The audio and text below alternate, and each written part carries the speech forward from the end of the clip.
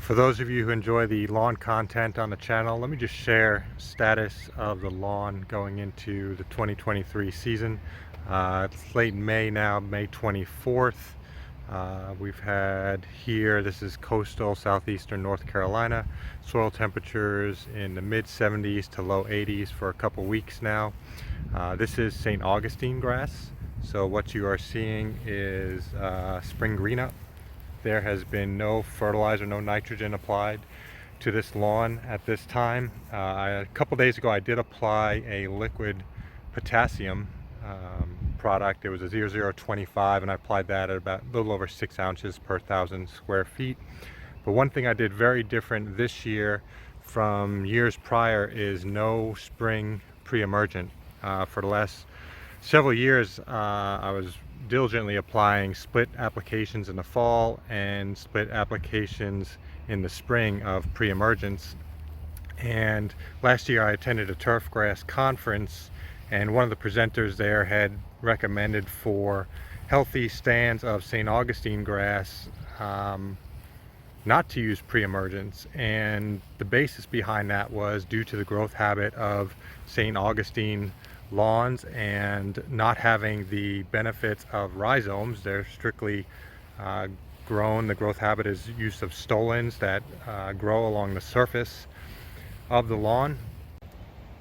As St. Augustine grass is approaching spring, coming out of winter, all of its energy is focused on root development, and applying a pre-emergent or any product that could inhibit root growth could have negative effects on the lawn. So that was kind of the basis behind it, specific to St. Augustine grass, because it does not use rhizomes. It's all specifically stolon growth. So that was what I did. I did not apply a spring emergent. I did not go cold turkey and not apply a fall pre-emergent. I did apply some pennant magnum at full rate in October, and I was actually very pleased with that, and certainly in control of annual bluegrass or poa annua, where in the past I would get not a significant outbreak but quite a few plants along the roadside. And in this case this year I had essentially no poa annua, so I'm going to attribute that to the pennant magnum fall application I did last year. But one thing I did notice this year, throughout my lawn I get this each season. You can see this plant here. It's a copperleaf or 3-seeded mercury. I get that throughout the lawn. But one thing I'm seeing now as we get into later spring and summer is approaching now, I'm seeing more of this popping up than I typically would. So I think not having done that spring pre-emergent, I am seeing a little bit more weed pressure from this particular weed here. The other thing I'm seeing in the lawn, which I've just now seen for the first time that I can recall having in this lawn, and let me see if I can find it for you guys here. So here we go. It took me a while to find it. It blends in pretty well, but this here I believe is dicundra, and this is the first time I can recall in years, actually first time ever I can recall having this weed in the lawn. So I think not having done that spring pre-emergent has allowed for this to come up this year. But overall the lawn is looking beautiful. Again, no fertilizer applications. By this time, this is again is end of May, I typically would have a first application of nitrogen down, but I've been a little bit more patient this year, letting spring green up do its thing, and the results have been very good. So I'll show you what the back is looking like so far. These here areas where I've removed plugs. Someone had asked in a comment where I get my plugs from. I go to the healthiest areas of my yard. I cut out the grass and then backfill with, in this case I just put play sand in there, and you can, that's already filling in, so not worried about that. It's going to be hard to pick up here in this with all the shade that's happening, but it's pretty clear to see. We have a female dog. You can see where the dog goes, all these dark green spots. Fortunately in our case Our dog's urine does not damage the lawn at all. In fact, it just produces really rich green, thick St. Augustine grass. So I feel for you guys who have the dogs that leave the dead spots behind. But grass in the back, again, all St. Augustine. There's a small patch of centipede in here that I think over time is getting smaller and smaller as the St. Augustine creeps in. But backyard is looking very good also. And I have the same issue back here with that copperleaf or three-seeded mercury, and it's throughout. I can show you a number of examples here. You can see here it's all just coming up. So my solution for this as we approach the time for the first application of nitrogen is I'm going to use Scott's Bonus S, which is a weed and feed product where the active ingredient is atrazine, which is safe for St. Augustine lawns and does not have the impact or negative effect on St. Augustine that I've seen with Celsius. Celsius will typically sometimes yellow the St. Augustine grass. It will slow growth for sure. Atrazine is not the same in that sense. So it does have great weed control properties, but at the same time, the St. Augustine grass is quite a bit more tolerant of it. I'll show you another area here. This, I believe, is buttonweed. Was it Virginia buttonweed? So I started hand picking this last week, and I thought, well, let me just leave it in because let's just wait. I'll apply the Scott's Bonus S weed and feed, and then it'll just produce a good opportunity to see how effective the atrazine was at controlling this weed here. But it's just this one area every year. I get it right in here. More of the backyard. Again, you can see where our dog is naturally fertilizing in through here. And let me show you a little bit more. This is a troubled area here. I don't know what's going on. It's always like this each year. Tends to recover over summer, but it could be the heat of the house, heat radiating off the house. It doesn't irrigate as well here. I don't know, a whole bunch of issues going on, but you can see these dead stolons here, but this is a good visual of how the St. Augustine grass grows and spreads.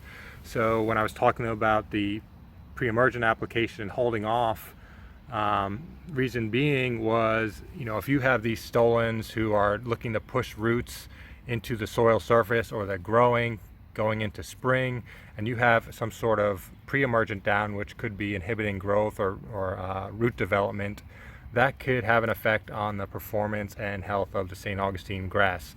So I believe what this presenter said, so I put it to practice this spring, and we'll see what happens. So again, seeing probably a little bit more weed pressure than I have in the past, but I'm optimistic that the weed and feed will knock it out with a single application. More oxalis here, so I'll follow up and show you how well a product does on that type of weed there.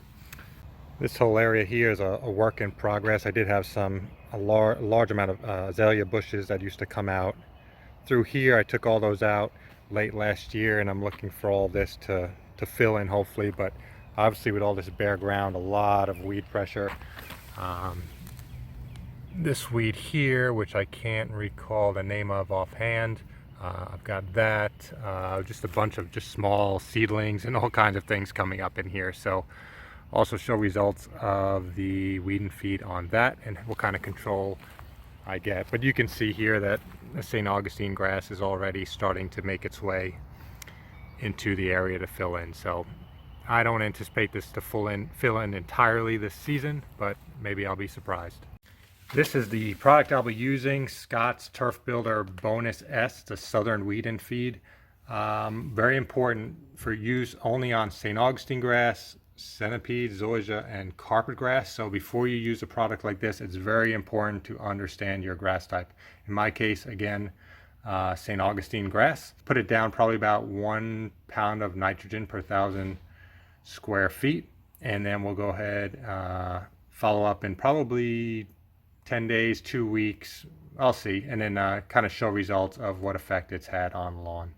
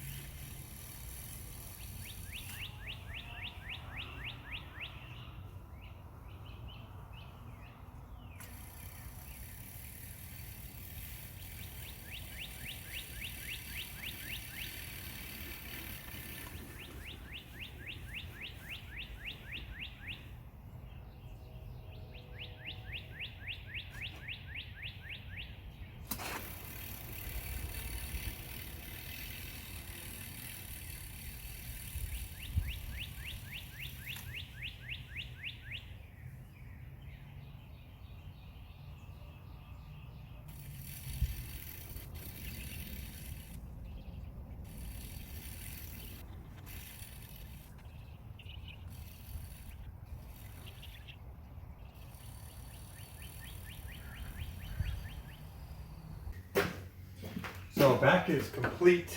I've got some product left over, which was expected. So let's do a quick measurement, see what I've got left. And I'll run some quick math to see what the actual application rate was. This will make a mess of your spreader, so you'll need to wash your spreader off when you're complete. So 6 pounds, 10 ounces. Let me do some quick math and see what the up rate was. So I just did some quick math of what I had left here. Spreader setting 13 on the Brindley spreader, put down right about 3.5 pounds per thousand of product, which equates to just about 1 pound, almost exactly 1 pound of fertilizer, 1 pound of nitrogen, 1 pound of nitrogen per 1,000 square feet. So I'm going to keep that 13 setting, go to the front, repeat the process. Again, read the label. This product has to go on dry grass, and then you water immediately after. So I'll do just that. I'll finish up on the front, go ahead and run the irrigation, probably put a 1/4 inch of water down or so. And then I'll come back with another video probably in, I don't know, say 2 weeks or so, just to show the results. So again, guys, thank you. Appreciate your time watching this video. Hopefully you got something out of it, and we'll see you guys soon.